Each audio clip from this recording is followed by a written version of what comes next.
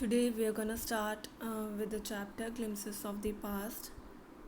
Before you read in your textbook, there are some pictorial glimpses of the history of country from 1757 to 1857.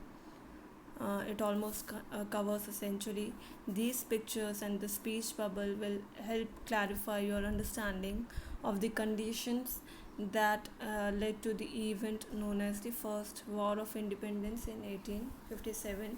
You could see in your textbook the first extract begins with the martyrs, where a Tenemin singer is singing a song in veneration for martyrs at an event in Delhi, like, "Oh, my countrymen, let your eyes fill with tears as you recall the sacrifices of India's martyr."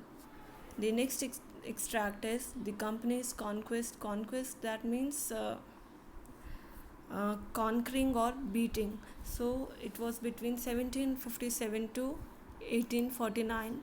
During that time, the East India Company was in a strong position compared to the Indian princes. They had superior weapons. Besides, the Indian princes were short-sighted in their approach to the events of the time. So, Indian princes were fighting with each other. They often sought the help of the company to defeat other princes. They worked in favor of the company. It could easily subdue these princes one after the other. So, however, the brave Tipu Sultan of Mysore, he fought the British. He died in the battlefield fighting the English. The general reaction to the British rule was not the same everywhere in India. Means there were some who thanked British for ushering an era of peace. Like they were saying, they are gift of God. They are being sent by God. But others, the poor, they bemoan the country as it was subjected to foreign rule. So next comes the era of 1765 to 1836, that was British rule. So the social fabric of India was in bad shape. Religious leaders, they preached absurd practices like untouchability and child marriage. So in truth, Indians had lost their self-respect. The British, they scorned them. The farmers and the artisans, the local artisans, they were the worst hit. Heavy taxes were imposed on the farmers. So the British cut the thumbs of expert artisans. That means and they took away their job. The British used every method to make maximum profit. The imports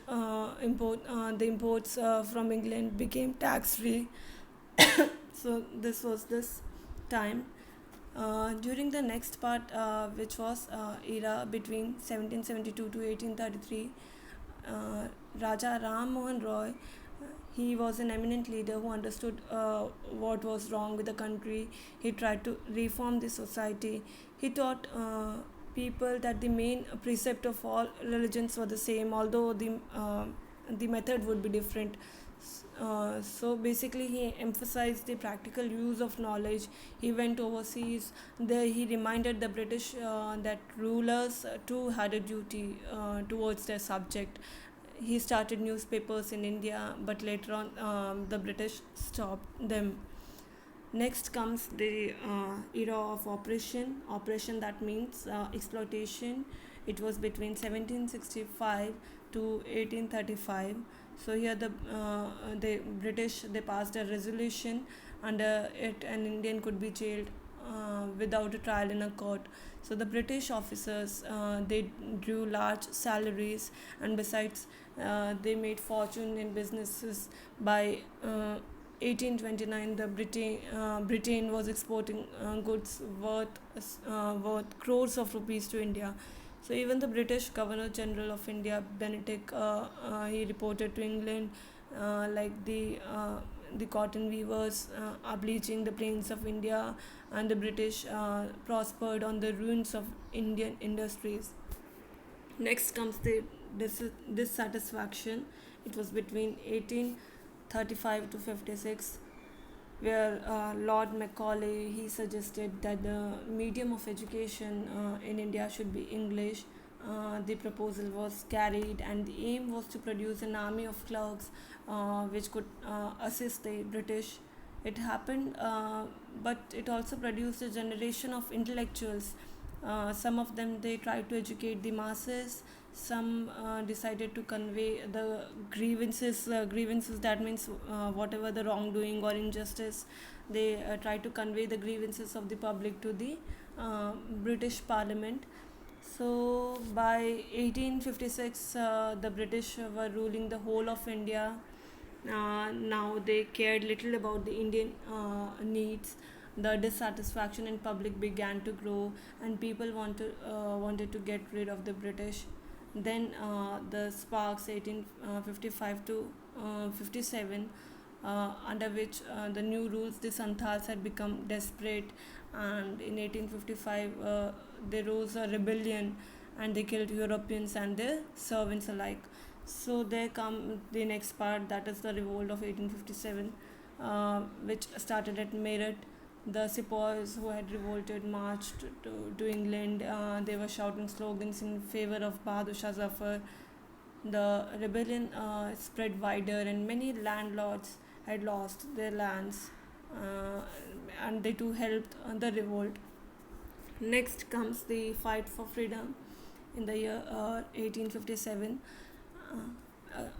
Uh, the fight for freedom in the year 1857. So many rulers like Hazrat Mahal of Lucknow, they were bitter, and the English had taken away their kingdom. Popular leaders like Maulvi Ahmedullah of Faizabad, they urged the common man to revolt. They told that Tatya Tope to make Nana Sahib the leader of the War of Independence. So all over North India, the people fought pitched battles against the British. Means 80 years old Kuwar Singh of Bihar, he received a bullet in his wrist. He just cut it off, and he threw it into Ganga. He said that it was his last offering. So that was the Indians who fought for the freedom, which turned out to be a revolt of the first war of independence in the year 1857. So that was this chapter all about.